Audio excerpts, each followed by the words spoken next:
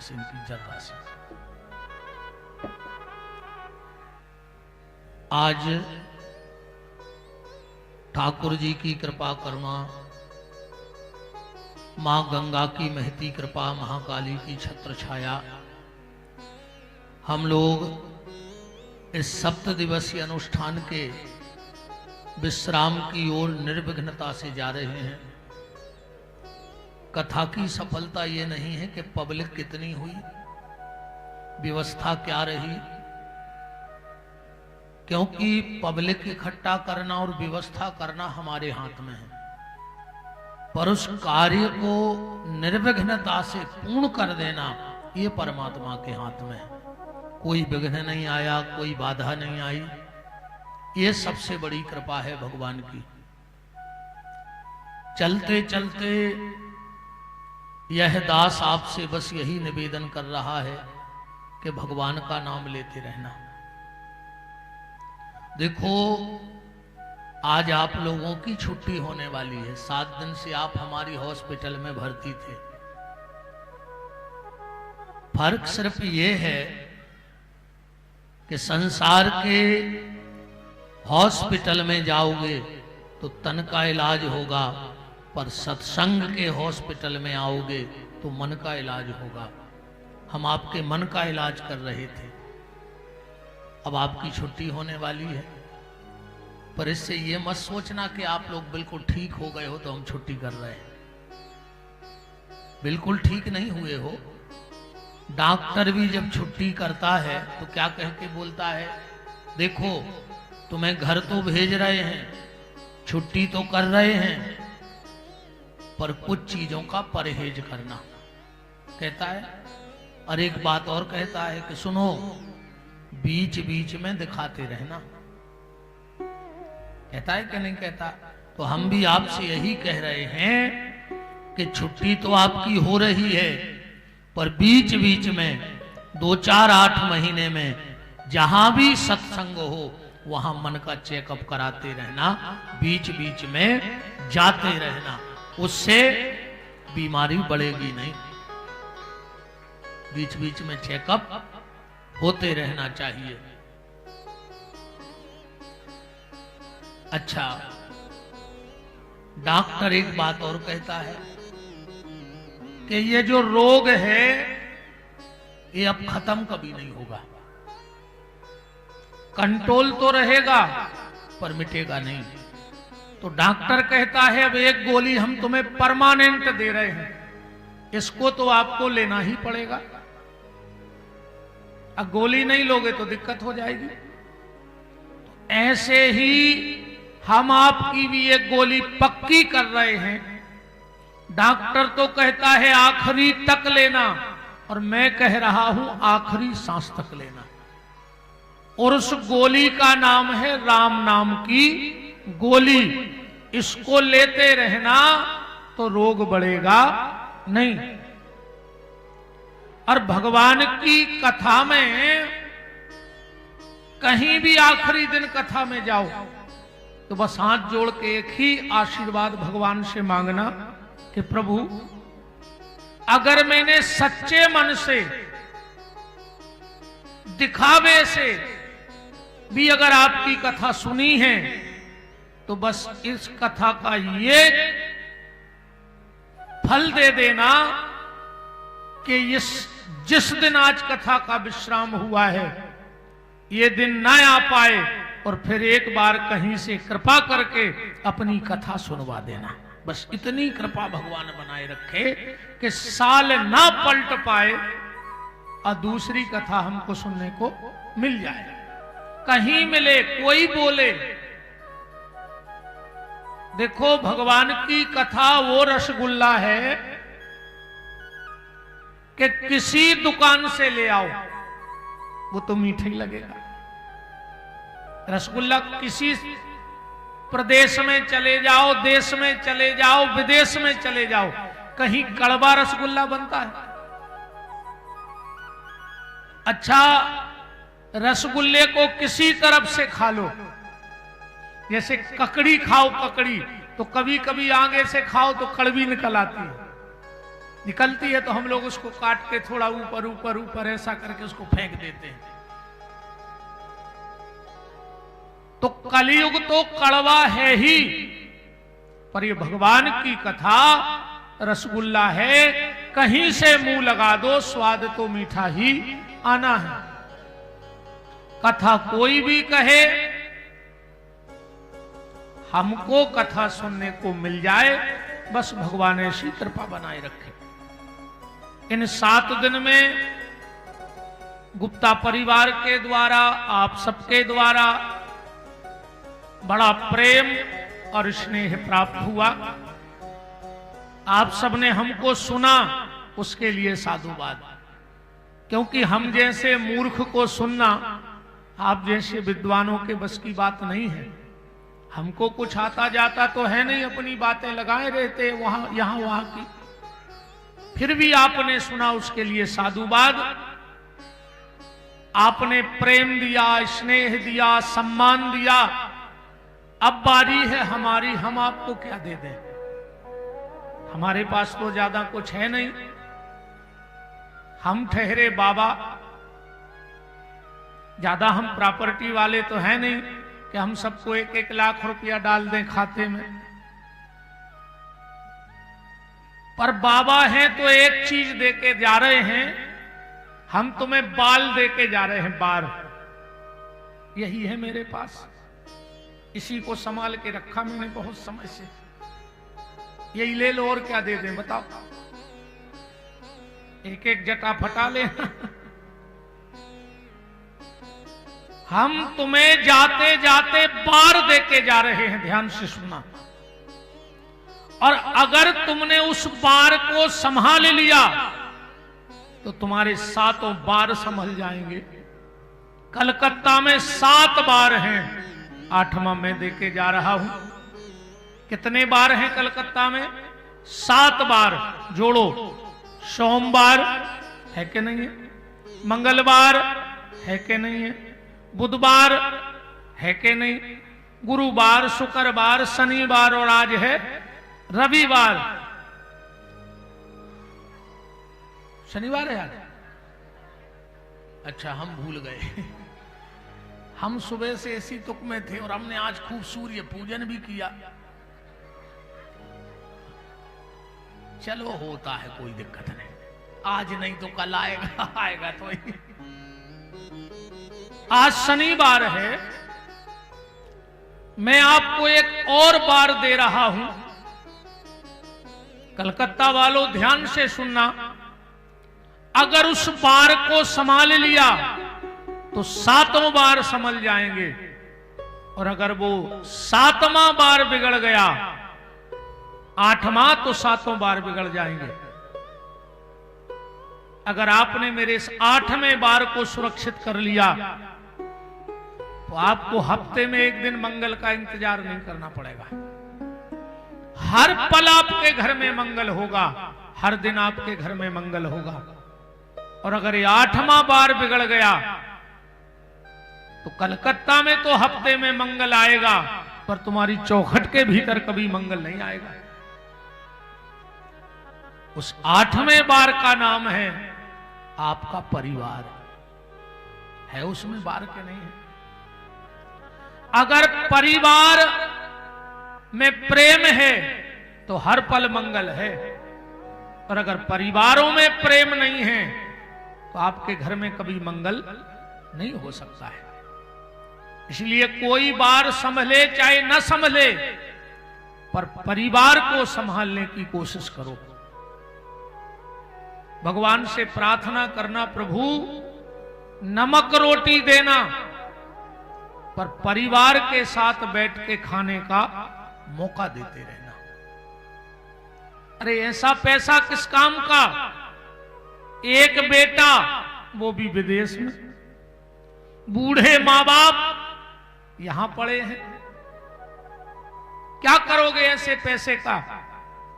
न तुम्हें बेटे का सुख मिला, न बहू का सुख मिला, न नाती पोतों का सुख मिला। क्या करोगे ऐसे पैसे का बताओ? भगवान से कहना नमक रोटी देना, पर परिवार के साथ बैठ के खाने का मौका देना। 5 स्टार होटल का खाना भी जहर लगता है जब अपने नहीं होते, और झोपड़ी में नमक रोटी भी मीठी लगती है जब अपने साथ होते हैं।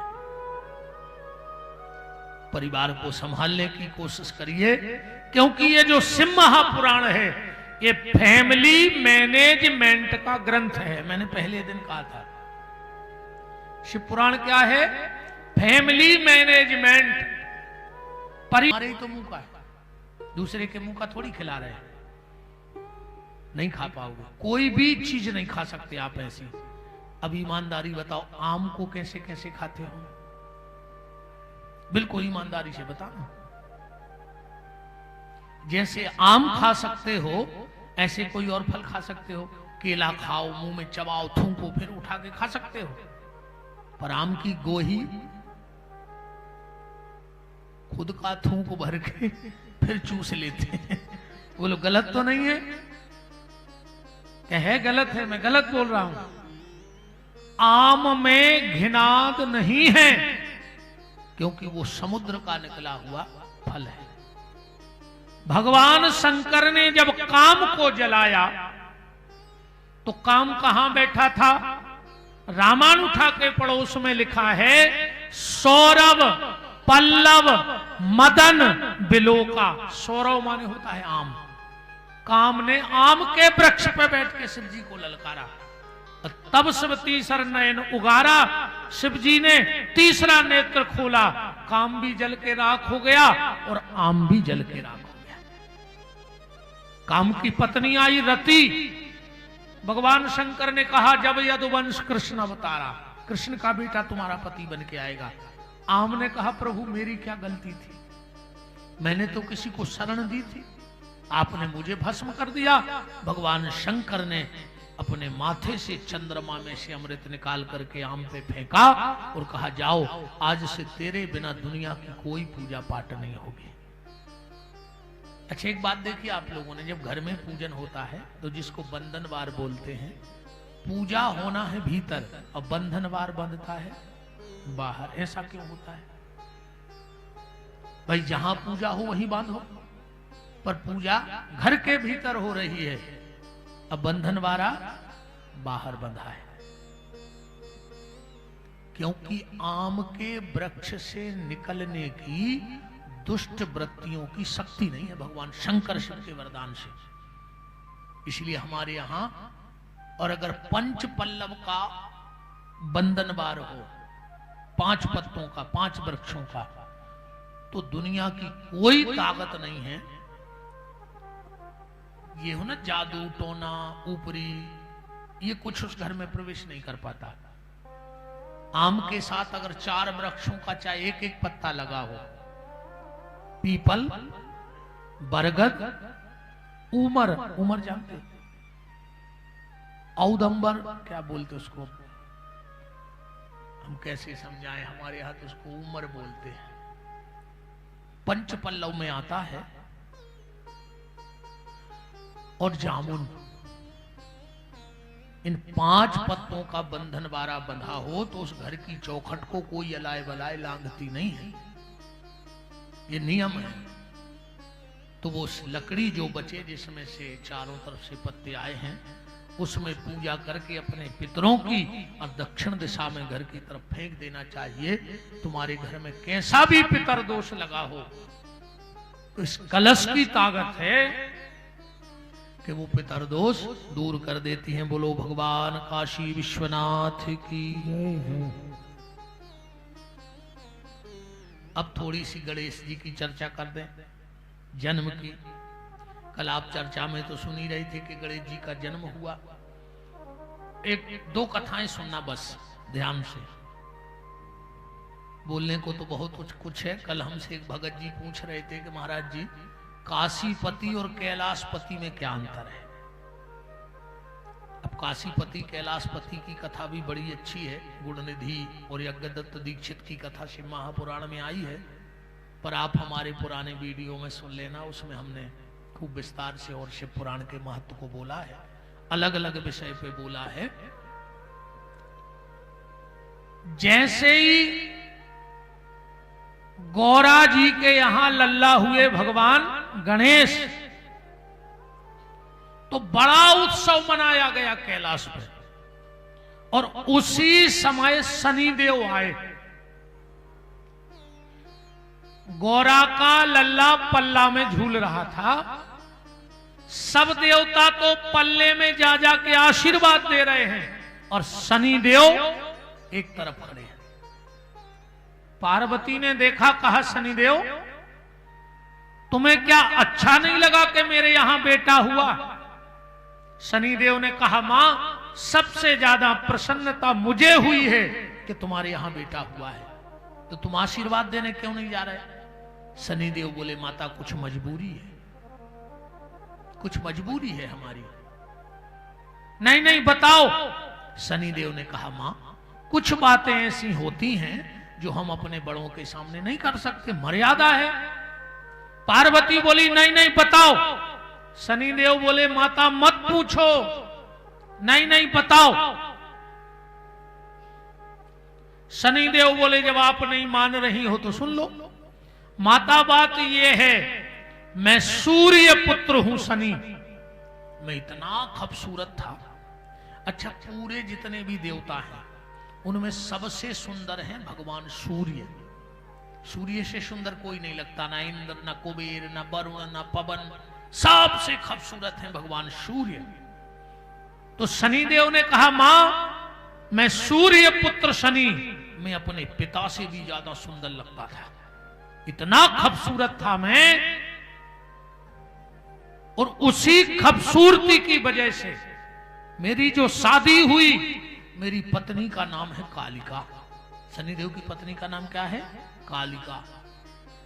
मां मेरी पत्नी मुझसे ज्यादा सुंदर लगती थी, पर माता मुझे गलत आदत पड़ गई, मुझे नैन मटक्का करने की आदत पड़ गई। जब मैं सभा में बैठता तो अप्सराओं को देखता, अप्सराएं मुझे देखती क्योंकि मैं सबसे सुंदर था, मुझे बहुत अच्छा लगता।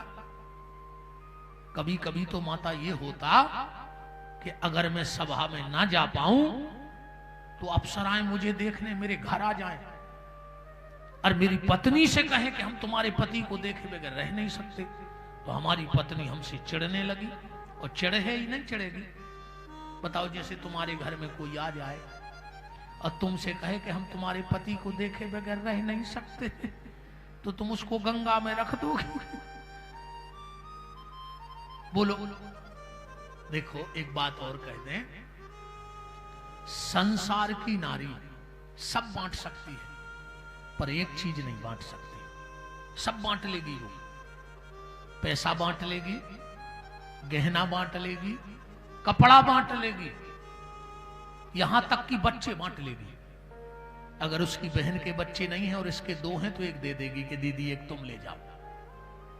सब बांट देगी दुनिया की नारी, पर कभी अपने पति का प्यार किसी के साथ नहीं बांट सकती। ये नारियों का स्वभाव है। बच्चे बांट देगी, पैसा बांट देगी, गहना जेवर कपड़ा बांट लेगी, पर पति का प्यार दूसरी स्त्री के साथ नहीं बांट सकती। शनिदेव बोले, माता मुझे तो आदत पड़ गई। एक दिन की बात, मैं सभा में बैठा था और नैन मटक्का कर रहा था, मेरी तो आदत थी। मेरी पत्नी आकर मेरे बगल में खड़ी हो गई, मैंने देखा नहीं कि आ गई। मेरा तो वही काम, अप्सराएं मुझे देख रही, मैं अप्सराओं को देख रहा। मेरी पत्नी कांपने लगी खड़ी खड़ी गुस्से में, और जब उसका गुस्सा सहन नहीं हुआ तो उसने मुझे श्राप दे दिया, शनिदेव तुझे बहुत अभिमान है अपनी सुंदरता का, जा मैं तुझे श्राप देती हूं, तेरा पूरा शरीर कोयले से भी ज्यादा काला हो जाए। मां, मैं अपनी पत्नी की बदौलत बिल्कुल काला पड़ गया। फिर भी मेरी पत्नी का गुस्सा शांत नहीं हुआ, उसने मुझे दूसरा श्राप दे दिया। तुझे नैन मटक्का करने का बड़ा शौक है ना, जा मैं तुझे श्राप देती हूं, आज से जिस पर तेरी नजर पड़ जाएगी उस पे शनि की 7.5 लग जाएगी। इसलिए एक बात और ध्यान रखना जिंदगी में, कभी शनि मंदिर जाओ तो सामने खड़े होके दर्शन मत करना, तिरछे होके दर्शन करना। जैसे ये मंदिर है, बगल में खड़े हो, बगल में देखो, तिरछी नजर करके शनि को देख लो, क्योंकि शनि का भरोसा नहीं है कि अगर दृष्टि उठ गई और तुम पे पड़ गई, तुम्हें कोई बचाने वाला नहीं है। भगवान शंकर पे शनि की दशा आई तो शिव जी ने कैलाश में आग लगा दी। राम जी अयोध्या पे शनि की दशा आई तो राम को 14 साल भटकना पड़ा। शनि डरता है सिर्फ हनुमान जी को, सिर्फ हनुमान जी को। ये शनि को जो तेल चढ़ता है ना, क्यों चढ़ता है पता है? हनुमान जी ने पूंछ से लपेट के 3 परिक्रमा लगाई थी पूरी पृथ्वी की, तो पूरा छिला हुआ है उसका शरीर, तो हनुमान जी ने तेल दिया था लगाने के लिए। अब कथा लंबी है, अपन तो यहां लौटो, क्योंकि ये घड़ी भी नहीं मान रही है आज। इसको भी जल्दी है, हमें भी जल्दी है, पर अब इस कथा को पूरा तो हमें करना ही है। शनि मंदिर में कभी जाओ तो बगल में खड़े होके, और एक बात और, ये कलकत्ता वालों मेरी जिंदगी भर याद रखना, आज ही जाके घर में कर लेना और 9 दिन के भीतर बदलाव देख लेना, और बदलाव ना आए तो मेरे YouTube चैनल पे कमेंट्स करना कि बाबा तू कलकत्ता आया था और झूठी बोल के चला गया, जिसमें सारी दुनिया देखेगी हमें कि मैं झूठा हूं। घर में पूजा के स्थान पे जहां तुम पूजा करने बैठते हो, कोशिश करना कि माता की नजर तुम पे सीधी ना पड़े। अगर शेर पे बैठी हो या महाकाली के रूप में हो तो कभी भी महाकाली की तस्वीर घर की पूजा में सीधे नहीं रखनी चाहिए, मंदिर में थोड़ी तिरछी रखो। जैसे हम ऐसे बैठे हैं तो तस्वीर थोड़ी तिरछी हो, बिल्कुल सीधी नजर हम पे ना पड़े। शेर पे बैठने वाली माता और महाकाली मां, क्योंकि उनका तेज हम संभाल नहीं सकते हैं। आज ही अगर आपकी पूजा में मां की तस्वीर सीधी रखी हो, थोड़ा सा तिरछा करना और फिर अपने घर का बदलाव देखना। अपने घर का बदलाव देखना। मैं फिर आपसे निवेदन कर रहा हूं, आप मेरे पुराने शिव महापुराण जरूर सुन लेना, जितने पढ़े हैं 8-10। हर शिव पुराण में तुम्हें अलग अलग कथा मिलेगी। कम से कम 8-10 शिव पुराण 1 साल के पढ़े हैं, और हर शिव महापुराण में कथा अलग मिलेगी आपको। एक एक चीज, घर में कितने शंख हो, कितने मूर्तियां हो, कैसे हो, एक एक चीज पे मेरा विचार है। शनिदेव ने कहा, मां मेरी दृष्टि जिस पे पड़ जाती है उस पे शनि की 7.5 लग जाती है। YouTube पे कथा सर्च करके देखना, नल और दमयंती की, महाभारत की कथा है नल और दमयंती की। जब राजा नल को शनि की दशा आई, 3 दिन जंगल में भूखे फिरे, पति और पत्नी दोनों भूखे घूमे। अब इन्होंने कहा क्या करें, अब तो मरने ही वाले हैं, तो इन्होंने नदी में से मछली पकड़ ली और वहीं आग जला के उसको सेक लिया। पर जब शनि की दृष्टि पड़ी तो वो जली हुई मछली भी पानी में कूद गई। ये शनि की दशा में होता है। मुंह में कौर हमने चाव लिया और हमें लगा कि अब गुटकना है, और इतने में कंकड़ आ गया तो थूकना पड़ा। ये करता है शनि। आप सांप सीढ़ी देखिए, सांप सीढ़ी, कभी कभी हम सांप सीढ़ी पे चढ़ते चढ़ते ऊपर पहुंचे और जो सांप के मुंह के आए तो फिर पूंछ के आ गया। ये शनि का काम है, बहुत ऊपर ले जाके बहुत नीचे पटकता है। ये शनि का प्रकोप है।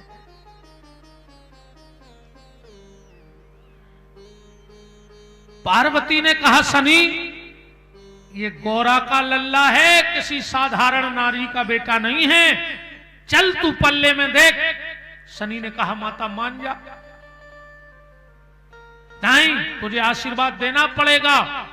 शनि नीची गर्दन करके गए और जो पल्ले में देखा तो चेहरे पे नजर पड़ी शनि की, गणेश जी के। इतना चेहरा कोयले से ज्यादा काला पड़ गया। गणेश जी का इतना चेहरा कोयले से भी ज्यादा काला पड़ गया। पार्वती जी की आंखों में आंसू आ गए। क्यों? क्योंकि वो एक पतिव्रता नारी की श्राप थी, और पतिव्रता नारी के सामने परमात्मा भी झुक जाता है। पतिव्रत धर्म की वो ताकत है कि परमात्मा भी अनुसुईया की गोदी में लल्ला बन के खेले। कथाएं आप ये तो जानते ही हैं। इसलिए माताओं के लिए सिर्फ एक ही धर्म बताया गया है गोस्वामी जी ने, कि एक ही धर्म, एक व्रत नेमा, काय वचन मन पति पद प्रेमा। पर अब तो चौपाई बदल गई है। हाँ, पहले था एक ही धर्म एक व्रत नेमा, काय वचन मन पति पद प्रेमा, और अब चौपाई हो गई एक ही धर्म एक व्रत नेमा, और पति को छोड़ के जाए सिनेमा।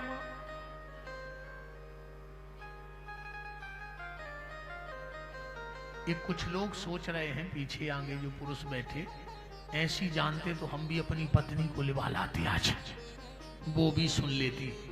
हम में तो इतनी कहने की दम है नहीं। तुम लोग यही सोच रहे ना कि कम से कम पंडित जी कह तो रहे हैं, हम नहीं कह पाए तो, है ना। राम शनिदेव तो लौट के चले गए। अब पार्वती जी बड़ी दुखी रहती हैं। एक दिन भगवान शंकर ने त्रिशूल से गणेश जी की गर्दन काट दी। माता ने महाकाली का रूप ले लिया, सृष्टि को मिटाने के लिए तैयार हो गई।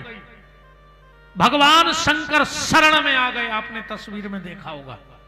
और यहां तो महाकाली का नगर ही है। पार्वती ने कहा मैं कुछ नहीं जानती, मुझे मेरा बेटा चाहिए। भगवान शंकर ने उठाया त्रिशूल और कहा जाओ, जो भी मां अपने बेटे को पीठ दे के सो रही हो उसकी गर्दन काट लाओ। तो एक हथनी हाथी के बच्चे को पीठ दे के सो रही थी। 6 महीने तक, जब तक बच्चा 6 महीने का हो, मां कोशिश करे कि अब उस बच्चे को पीठ दे के न सोए। हाँ, बच्चे को मां की पीठ का दर्शन नहीं होना चाहिए। जिंदगी भर माताएं कभी अग्नि को पीठ दे के न बैठे। जिस तरफ आग जल रही हो उस तरफ पीठ करके न बैठे।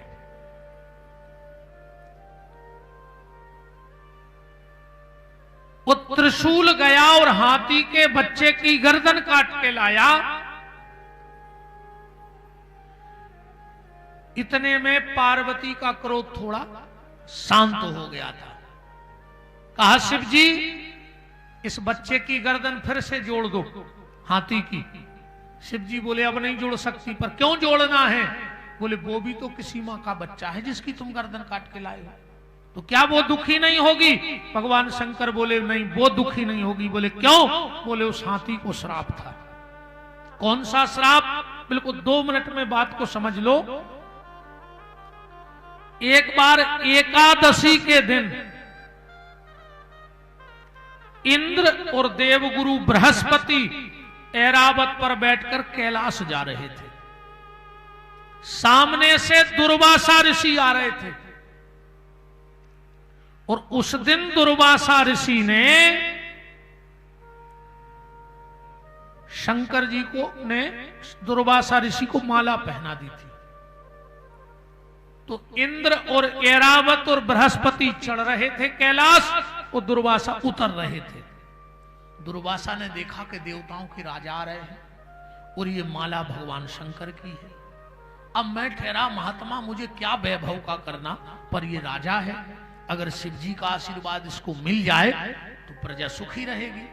तो दुर्वासा ने अपनी माला उतारी और इंद्र को पहना दी। इंद्र तो पद के घमंड में था। इसने विचार किया मैं देवताओं का राजा और ये फक्कड़ महात्मा मुझे अपनी पहनी पहनाई माला पहना रहा है। पर दुर्वासा को डरते भी सब हैं कि क्रोधी है।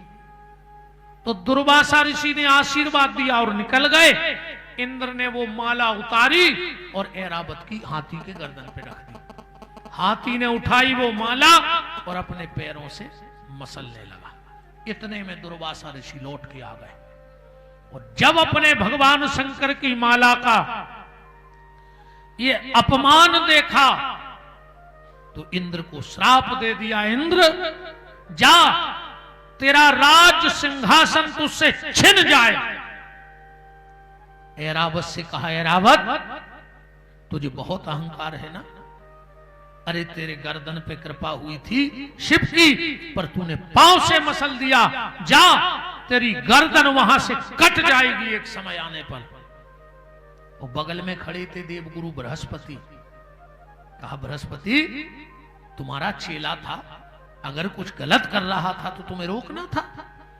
तुमने नहीं रोका, तुम वृक्ष की तरह खड़े रहे।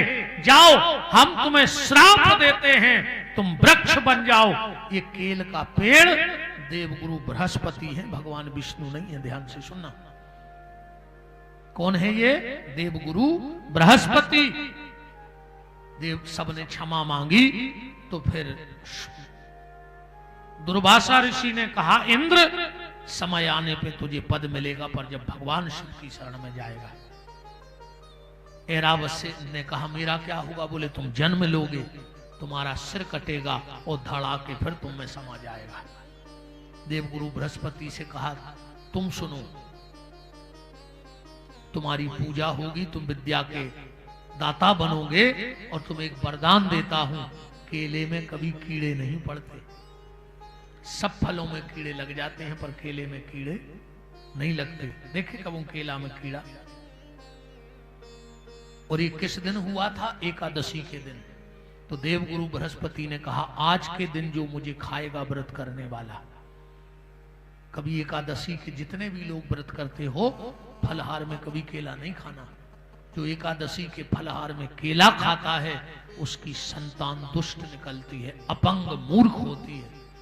और अगर तुम्हारी संतान गलत रास्ते पे चलने लगी हो तो ज्यादा मत भटको, सिर्फ एकादशी के दिन केले पर दीपक रख के केले का दान करने लगो, दीपदान।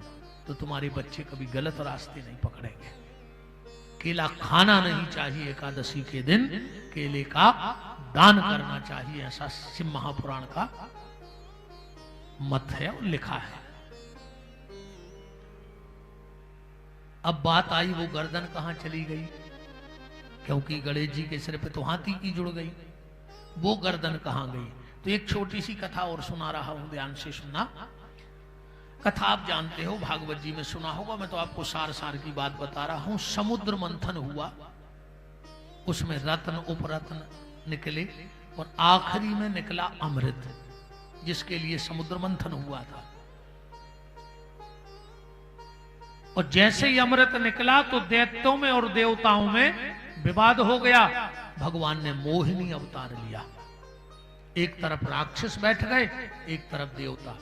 भगवान जब देवताओं को पिलाते तो अमृत और राक्षसों को पिलाते तो मदिरा।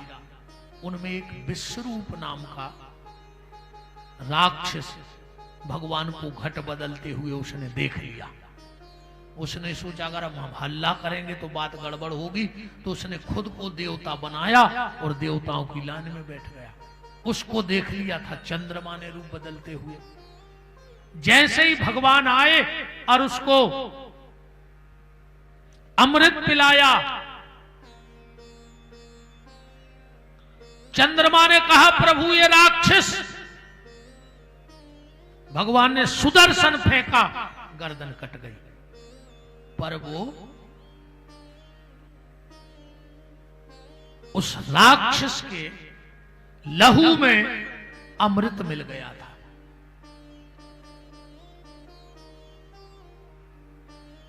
उससे क्या बना पता है? क्या बना? लहसन। लहू में अमृत सन गया, इसी को लहसन कहा गया। आयुर्वेद उठा के पढ़ना। आयुर्वेद में लहसुन को अमृत कहा गया है। अमृत है लहसुन। हालांकि आजकल तो सब लोग कहते हैं कि प्याज मत खाओ, लहसुन मत खाओ, प्याज भली खाते रहो पर प्याज लहसुन मत खाओ। और मैंने शायद कहा था कि प्याज लहसुन भले खाते रहना पर प्याज मत खाना, किसी का अधिकार मत खाना। लहसुन को अमृत कहा गया है यजुर्वेद आयुर्वेद में। भगवान ने उसके पैर पकड़े और नक्षत्र लोक में फेंक दिया, वो बन गया केतु। वो जो गर्दन थी वो झपटी घट की तरफ। भगवान ने सोचा अब क्या करें, तो भगवान ने वो घट फेंक दिया चंद्रमा की तरफ। चंद्रमा ने लिया वो घट और कहां पहुंच गए, नासिक। गोदावरी में 12 वर्ष तक चंद्रमा उस घट को लेके छुपे रहे। ये राहु का कटा हुआ सिर ढूंढते ढूंढते पहुंच गया वो तो वहीं। तो वहां थोड़ी छीना छपटी हुई, अमृत की 2-4 बूंदें गिर गई। वहां से राहु के डर से चंद्रमा भगा तो आ गया उज्जैन।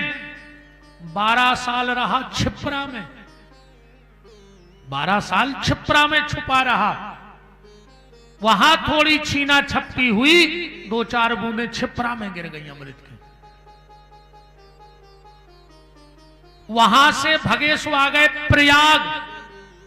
12 साल छुपे प्रयाग में, वहां थोड़ी छीना छपटी हुई।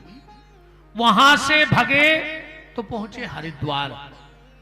12 साल वहां छुपे, इसीलिए 12 साल में कुंभ लगता है चारों जगह, क्योंकि जल में अमृत की बूंदें पड़ी। अब लोग तो ये कहते कि गरुड़ जी कलश लेके जा रहे थे तो कलश फूटा था, उसमें से बूंदें गिर गई 4 जगह। तो पानी पानी में गिरी, कहीं जमीन पे गिर जाती। अच्छा, जैसे बर्तन फूटा हो और यहां से नीचे तक ले जाओ तो वो तो यहां से वहीं तक धार बना के गिरेगा। तो जहां जहां से गरुड़ गए थे वहां वहां कुंभ भरना था, पर ऐसा कुछ नहीं। 4 जगह छुपे थे 12-12 साल, इसलिए 12 साल में एक बार कुंभ लगता है। फिर हमारे शंकराचार्य ने अर्ध कुंभ भी बना दिया जो 6 साल में लगने लगा, पर कुंभ 12 साल में लगता है। ये राहु हरिद्वार भी पहुंच गया। चंद्रमा वहां से भागा तो कैलाश पे पहुंच गया। उस समय भगवान शंकर ने जहर पिया था तो समाधि में थे। चंद्रमा गया और शिव जी की गोदी में बैठ गया।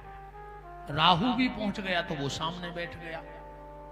एक दिन भगवान शंकर की खुली समाधि, सामने कटा हुआ सिर। कौन है तू? बोले राहु। कब से बैठा है? बहुत समय से। जा, मैं तुझसे प्रसन्न हूं, वरदान मांग। वो बोला महादेव, जहां भी चंद्रमा हो उठा के मेरे मुंह में रख दो। शिव जी बोले तथास्तु। चंद्रमा बोला मैं तो यहीं बैठा हूं छुपा। शिव जी बोले मैं कुछ नहीं जानता, वरदान मतलब वरदान।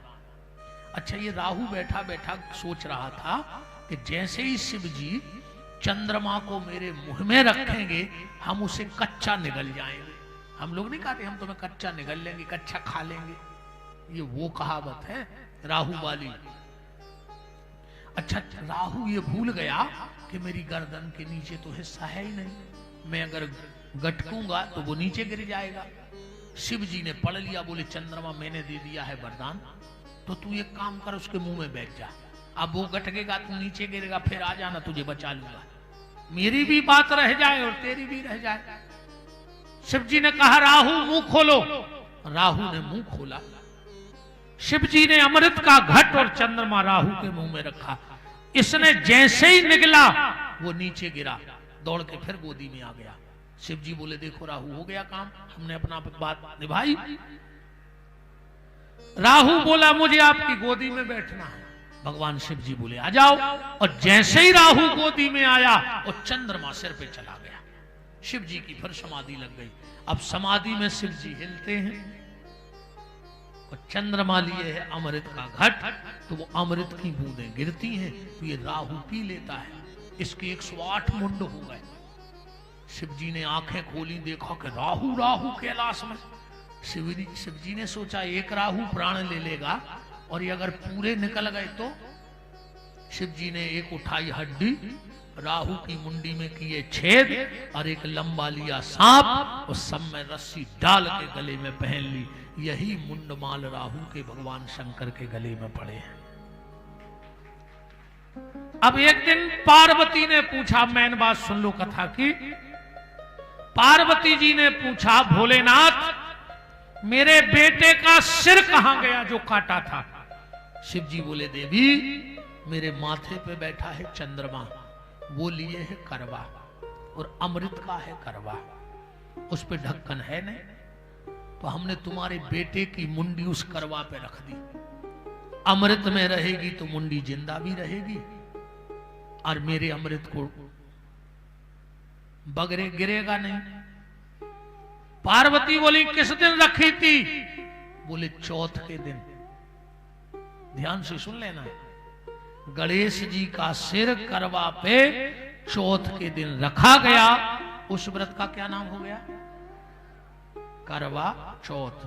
पहले हम इस करवा चौथ को खाली फिल्मी व्रत मानते थे, ईमानदारी बताए। हम चाहे सोचते थे कि ये माता इससे पिक्चरें देख देख के करवा चौथ रहने लगे, पर जब मैंने उसको देखा पढ़ा तो मुझे पता लगा नहीं, ये तो बहुत अच्छा व्रत है।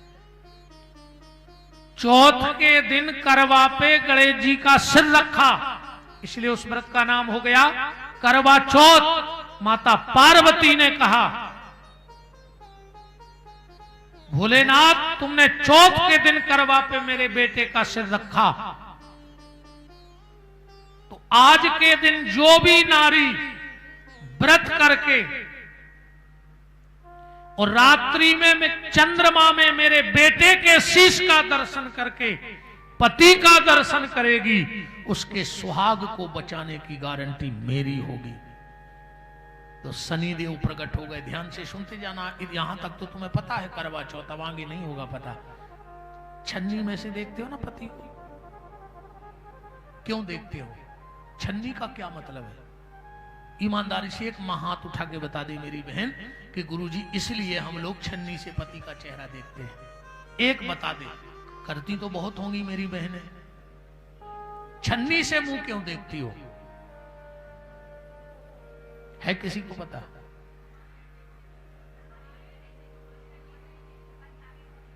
नहीं नहीं, सब में देखना चाहिए, सबको देखना चाहिए। अब जो बात बता रहा हूं ध्यान से सुनना, ये खाली पंजाबियों का व्रत नहीं है।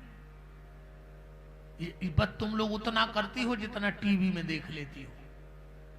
अब बहुत ध्यान से सुनना जो मैं बता रहा हूं। शनिदेव प्रकट होकर के बोले कि मां, मैं भी एक वरदान देता हूं, जो भी सुहागन नारी व्रत करके तुम्हारे पुत्र को चंद्रमा में देख के पति का चेहरा देखेगी और अगर बीच में मेरा पर्दा कर देगी। शनि का धातु क्या है? लोहा, इसलिए वो शनि का पर्दा है। तो भगवान शनिदेव ने कहा, मां मैं तुम्हें वचन देता हूं, उसके पति पे कभी शनि की 7.5 में मारकेस नहीं बनेगा। शनि की 7.5 में एक मारकेस की दशा आती है। आप किसी अच्छे ज्योतिषी से पूछना, शनि की हो महादशा, उस शनि की हो अंतरदशा, और उसमें प्रत्यंतर दशा राहु की फंस के शनि आ जाए तो ऐसा आदमी सुसाइड कर लेता है, गोली मार लेता है अपने आप को। कई बार हम कहते हैं यार वो ऐसा लगता नहीं था कि सुसाइड करेगा, उसने फांसी लगा ली यार, उसका नेचर ऐसा नहीं था, उसने गोली मार ली, ट्रेन के यहां कट गया। तो शनिदेव कहते, मां जो भी नारी मेरा पर्दा करके तुम्हारे बेटे को देखकर अपने पति का चेहरा देखेगी, उस पे कभी शनि की 7.5 में मारकेस नहीं बनने दूंगा, ये मेरा वचन है। तो तुरंत गणेश जी प्रकट हो गए, बोले मां इसमें मैं भी हिस्सेदार हूं। तो एक वरदान और देता था, जो भी पत्नी पति का दर्शन करके, आखिरी में पानी कौन पिलाता है? पति पिलाता है। वो पूरा पानी नहीं पीना चाहिए आप लोगों को, सिर्फ जूठा कर लो, चाहे फिर दूसरे बार गिलास से खूब पी लो। वो पानी माँ को अपने बच्चों को पिलाना चाहिए। चाहे एक एक बूंद पानी अपने बच्चों को पिलाओ, चाहे बड़े हो, कितने बूढ़े हो, बड़े भी हो गए हो, पर जो पति जल पिलाए उसमें मुंह लगा के एक घूंट लेके और फिर जितने बच्चे हैं उन बच्चों को पिला देना चाहिए। गणेश जी कहते हैं माँ, अगर माँ अपना जूठा पानी अपने बच्चों को पिला देगी तो उस माँ के सामने उसके बच्चों की कभी मौत नहीं होगी, ये मैं रक्षा करूंगा। ये भगवान गणेश का वरदान है। अच्छा, सीख क्यों? सीख आती है, सीख चलती है एक करवा में सीख लगा के, वो सीख क्यों आती है? उसका क्या करना चाहिए? आती कि नहीं आती? सीख नहीं लगाते? अरे राम राम, काय को अधूरा व्रत करते हो?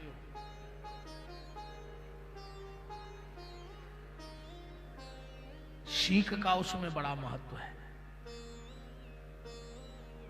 यही तो दिक्कत हो गई हम लोगों को, आधा अधूरा ज्ञान है, पूरा ज्ञान नहीं है। वो तो हमने उस दिन नहीं बताया था कि गुल्लू हुआ है, गुल्लू याद है? गुल्लू वाला किस्सा याद है?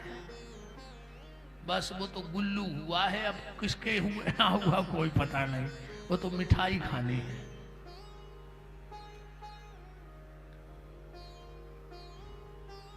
सीताराम जी महाराज की जय। भगवान गणेश का जन्म हुआ, स्वामी कार्तिकेय गणेश जी बड़े हुए। एक दिन मम्मी और बाबूजी बैठे थे तो उनको इच्छा हुई कि इनका विवाह करें, तो अब पहले किसका विवाह करें? तो दोनों ने कहा जो पृथ्वी की 3 परिक्रमा करके आ जाएगा वो।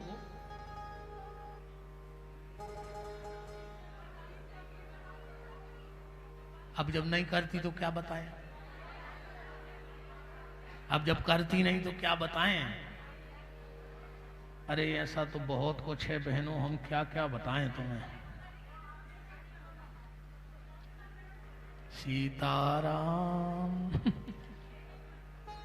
चलो देखते हैं, मन में आ जाएगा तो जरूर बता देंगे, वरना चैनल से जुड़े रहो तो सब सुनने मिलता रहेगा, रोज मिलेगा। और बस कल के दिन भर नहीं मिलेगा क्योंकि कल हम सफर में रहे। अरे काय सब काट के फेंक देंगे, काय को बताएं, हमें दोष लगेगा। लाइव काट दो 1 मिनट को, 1 मिनट को।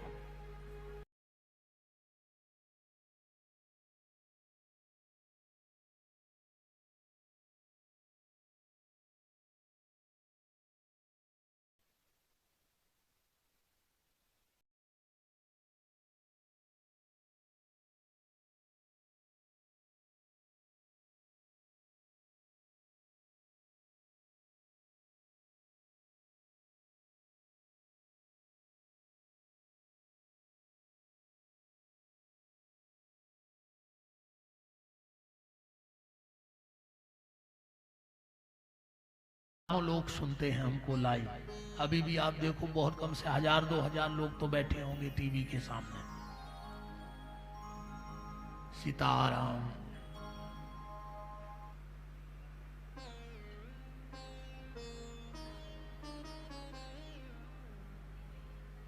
गुरु जी के शिव पिंडी, हाँ ये बता रहे हैं।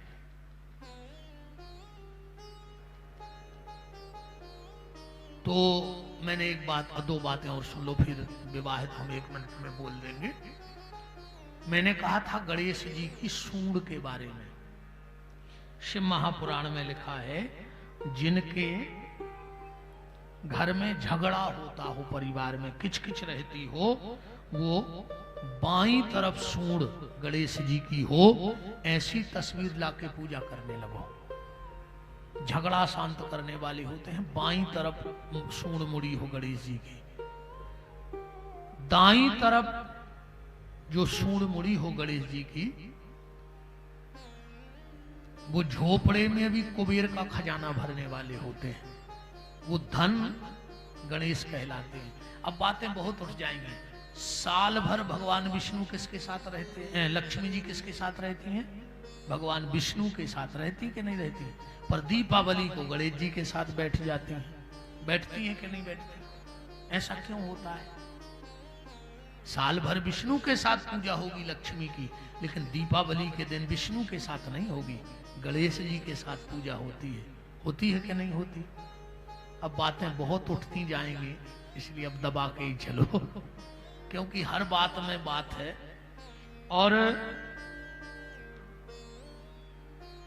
जो किसी केस में फंसे हो, किसी ने उनकी प्रॉपर्टी पे कब्जा कर लिया हो, या कोई उनका उधार ना दे रहा हो, तो कहीं से अगर आक के गणेश जी बन जाएं, अकौआ की लकड़ी के, और सीधी सूंड वाले बन जाएं, बिल्कुल सूंड सीधी हो, आप पूजा करके देख लो। आक के गणेश जी बनवाओ और सूंड बिल्कुल सीधी बनवाना। बिजनेस में, व्यापार में रुकावट हो, केस कचहरी हो, किसी ने कब्जा कर लिया हो जमीन प्रॉपर्टी पे, या कोई उधारी ना दे रहा हो, या जलने वाले दुश्मन हो, तो चूकना नहीं, कहीं से भी आग की लकड़ी ढूंढना, किसी भी कारीगर से सीधी सूंड वाले गणेश जी बनवाओ और उनकी पूजा करने लगो घर में। फिर देखो तुम गणेश जी का कमाल। यहाँ तो बहुत कुछ लिखा है गणेश जी के बारे में। तो शिव पिंडी की बात चल रही थी। जब भी अपने जिन भी गुरु से तुमने दीक्षा ली हो, गुरु जी के दाहिने पांव के अंगूठे के नीचे शिव पिंडी होती है। कभी भी किसी संत को प्रणाम करना तो उनके दाहिने अंगूठे में उंगली लगा के देखना नीचे, वो तुम एक बार नीचे से ऊपर तक देखेंगे। वो अक्सर करके अब एक बात देखना, जो अच्छे संत होंगे, जानमकार संत होंगे, वो जब भी बैठेंगे तो अपना दाहिना पांव दबा के बैठेंगे। अब तुम कितना पैर पड़ता रहो, उनको कछु फर्क नहीं पड़ने। दाहिना पांव दबा लेते हैं, दाहिना पांव उनका कोई नहीं छू पाता। तो दाहिने पांव के अंगूठे में शिवपिंडी होती है। कार्तिकेय जी मोर से गए और गणेश जी ने माँ बाप की परिक्रमा कर ली। उनको उसी समय विश्वरूप नाम के प्रजापति आए, उनकी रिद्धि सिद्धि नाम की 2 बेटियां थीं। यहाँ लिखा है विश्वरूप प्रजा यशो दिव्य रूप सुते उभे सिद्धि बुद्धि रीति ख्याता शुभ सर्वांग शोभने। गणेश जी को ब्याह दी। समय आने पे इनके शुभ लाभ नाम के पुत्र हुए। एक शिलाद नाम के महात्मा थे, उन्होंने अयोनिजित पुत्र चाहिए था, माने जो मां के गर्भ से जन्म ना ले।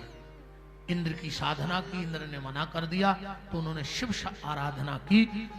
काशी में वेदी में से, हवन कुंड से एक बालक प्रकट हुआ, उनका नाम रखा गया नंदी। और वही जाके भगवान शंकर के आगे चल के तपस्या के बाद शबारी बने हैं, जो नंदी हैं, वो हवन कुंड से प्रकट हुए। इसके बाद भगवान के 112 अवतारों की कथा है। अब वो सारी कथा महाकाली जानती है, आप लोगों को भी जानने को मिलेगा, क्योंकि बहुत विशाल है शिव महापुराण। पर जितनी भी कोशिश इस शरीर से हुई, कृपा माँ की रही, गंगा मैया की रही, जितना उनको सुनना था उतना आपके सामने निवेदित किया। संपूर्ण कथा में माँ गंगा के पावन तट पर महाकाली के चरणों में वाणी को ब्राह्म की ओर ले जा रहा हूं। मैं बहुत बहुत साधुवाद देता हूं, हृदय से धन्यवाद देता हूं। मैं आशीर्वाद तो दे नहीं सकता हूं क्योंकि मेरे पास खुद नहीं है। अब सुन लेना, YouTube पे सुन लेना, पिछले शिव महापुराणों में डला है, सुन लेना, सुन लेना। लंबी कथा है बहन जी, सुन लेना, डला है। आप पीटी विपिन बिहारी दास नाम का चैनल निकाल लो और उसको सब्सक्राइब कर लो। आपको रोज ऐसी नई जानकारी मिलेगी, रोज कुछ ना कुछ आपको सीखने को मिलेगा जीवन में। तो मैं आशीर्वाद तो दे नहीं सकता हूं क्योंकि मेरे पास नहीं है, पर व्यास गद्दी पे बैठा हूं, ब्राह्मण बालक हूं। व्यास गद्दी पे बैठने के अधिकार से मैं आप सबके मंगल की शुभ कामना कर सकता हूं। भगवान भोलेनाथ आप सबका मंगल करे, आपके घर में खूब धर्म बढ़े और धन भी बढ़े। हम अकेले धन बढ़ने की बात नहीं कह रहे, धर्म बढ़े साथ में, क्योंकि धन जब बढ़ता है तो व्यक्ति अधर्म के रास्ते पे जाता है, पर धन के साथ अगर धर्म बढ़ता है तो वो परमात्मा के रास्ते पे जाता है। भगवान हमारी इन बहनों की गोदी में जिन जिन के लल्ला हो सबको दीर्घायु करें। महाकाल बाबा तुम्हारे घर में कोई दुर्घटना ना हो, एक्सीडेंट ना हो, कोई बड़ी बीमारी ना हो, ऐसी हमारी मंगल शुभकामनाएं आप सबके साथ हैं। भगवान आप सबके मनोरथ पूरे करें। माँ बाप की आप सेवा करो। प्रेम से ये मनुष्य जीवन मिला है, इसको बड़े आनंद के साथ निकालो। बार बार ये चोला मिलने वाला है नहीं है। कुछ अच्छे काम करो, भगवान को लगे कि मैंने दुनिया में भेजा था तो ये कुछ अच्छा करके आया है। सूकर कुकर जैसी जिंदगी जी करके हम लौटे तो भगवान अगले जन्म में हमें कुकर सूकर ही बना के भेजेगा कि तू जो करके आया है वही कर जाके फिर से। तो बहुत बहुत धन्यवाद मैं हमारे यजमान जी श्री राम प्रकाश गुप्ता जी, माता जी श्रीमती मीरा देवी जी को, जिनके माध्यम से हम आपसे जुड़े। अब ये हम इनको कैसे जुड़े ये तो ये जाने, इन्हें हमें कहा या तो यूट्यूब पे देखा होगा या जहां से भी इन्होंने पता लगाया हो, पर आप माध्यम बने आप सबसे जुड़ने का। इसलिए भगवान आपके सब मनोरथ पूरे करे। आज तक के सारे संकट साकल्य के साथ पूर्णाहुति में समा जाएं और एक दिव्य प्रकाश आपके जीवन में, वैसे ही प्रकाश है आपके साथ, आप ही प्रकाश हो और राम का प्रकाश है। अब किसके प्रकाश की आवश्यकता है? तो राम जी ऐसे ही आपके जीवन में प्रकाश करे रहें और मीरा की तरह भक्ति बढ़ती रहे। तो मीरा भी आप ही के साथ है ना, और साथ में आनंद भी है। तो आनंद ही आनंद है। अब फिर खूब विकास करियो। कैसे विकास भी है नहीं है, आनंद भी है, विकास भी है, काय की कमी है बताओ। अब फिर खूब पूजा करत रहियो। जब विकास करो तो पूजा करियो। अब ये ना हो को हमें पता ही नहीं क्या अर्थ बन है।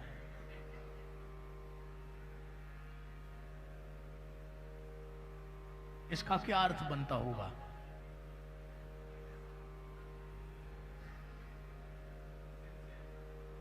जवाबदार है। अरे तो जब पूजा करो जब तो जवाबदार बनो। पूजा के संगे रहो तो जवाबदारी तो निभा नहीं है।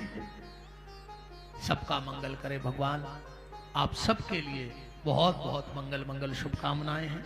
हमारे आचार्य, संगीतज्ञ बंधु, मीडिया बंधु, समस्त हमारा परिकर मंडल, साउंड वाले भैया को भी धन्यवाद। समस्त यहाँ के जो ट्रस्टी हों, अधिकारी, पदाधिकारी, सबके लिए बहुत बहुत मंगल शुभकामनाएं। ऐसे ही आप धर्म से जुड़े रहें, भगवान का भजन करते रहें। आज के बाद किसी का अच्छा मत करना,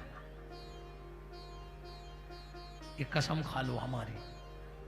आज के बाद किसी का अच्छा मत करना, हमारी कसम खा लो। पर आज के बाद किसी का बुरा मत करना, ये महादेव की साक्षी मान के कह दो। किसी का अच्छा मत करो, मैं कभी नहीं कहता, पर कभी किसी का बुरा मत करना। अच्छा हमसे ना बने वही ज्यादा जरूरी नहीं है। बस कोशिश करना कि हमारे द्वारा किसी का बुरा ना हो जाए, किसी का गलत ना हो जाए। बस यही सबसे बड़ी पूजा है, यही सबसे बड़ा भजन है, यही आराधना है, यही इबादत है, यही अरदास है और यही प्रेयर है।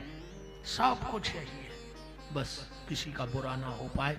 भगवान से कहना मैं किसी के काम ना आ सकूं तो कोई दिक्कत नहीं, पर मैं किसी का काम बिगाड़ूं भी ना। बस इतनी कृपा गंगा मैया करते रहना। इन्हीं मंगल शुभकामनाओं के साथ फिर एक बार सल्ल परिवार को खूब खूब मंगल शुभकामनाएं हैं। भगवान आपको इतना समर्थ बनाए कि आपके द्वारा ऐसे आयोजन 2-4 साल में होते रहें। खूब भगवान आपको छप्पर फाड़ के दे, उसमें से थोड़ा निकाल के धर्म को आप देते रहना। सब जीवन में धर्म की तरफ आगे बढ़ना, ऐसे आयोजन करते रहना। जरूरी नहीं आप लोग वही रहना, ये जगहें बदलती रहें तो ये तो बदलती रहेंगी। वक्ता कहीं के आते रहें, पर कार्यक्रम ऐसे आयोजन होते रहें। बस ये निश्चय बना करके चलिए। अब हमारे यजमान जी आए, परिवार ग्रंथ का पूजन कर लें। फिर हमें जल्दी निकलना भी, इसलिए जल्दी आ जाइए। हाँ, पूजन ऐसे आना और ऐसे निकल जाना तो शिव महापुराण की परिक्रमा हो जाएगी। हाँ, जल्दी में शिव महापुराण, हमारे ग्वालियर वाले गुप्ता जी को भी बहुत बहुत साधुवाद, अमित जी, कपूर वाले गुप्ता जी, और सभी, हम ज्यादा तो अभी परिचय नहीं हुआ हमारा। हाँ, शीघ्रता करिए, ग्रंथ का पूजन करना है।